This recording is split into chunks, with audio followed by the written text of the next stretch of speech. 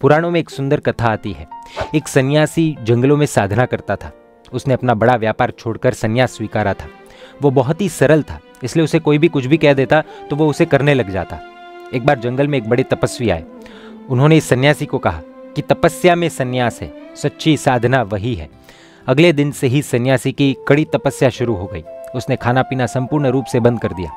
1-2 महीने के बाद ऐसी हालत हुई कि वो सन्यासी मरने की नौबत पर आ गया। वही उस जंगल में राजयोगी पसार हुआ। उसने सन्यासी की हालत देखकर कहा कि बाबा जी, ऐसी कड़ी तपस्या में कोई साधना नहीं है।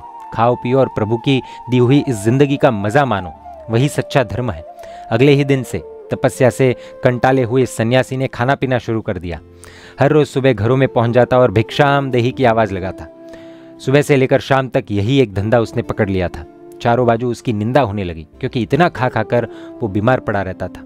उसकी ऐसी हालत देखकर एक दूसरे सन्यासी ने उसे कहा कि खाने पीने में धर्म नहीं है, पाप है।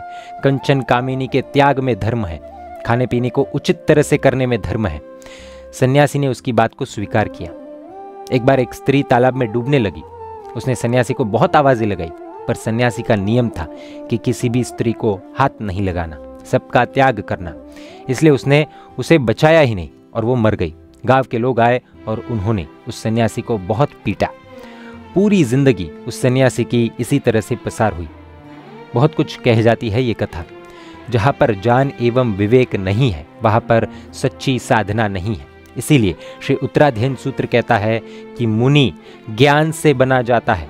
जड़ता आज हम में भी बहुत से क्षेत्रों में व्याप्त हो चुकी है। ये ही चलता है, ये नहीं ही चलता है कि आवाजें बहुत सुनाई देती है। कहीं हम उस सन्यासी जैसे तो नहीं है ना, ये सोचने जैसा है। जय जिनशासन, जय महावीर।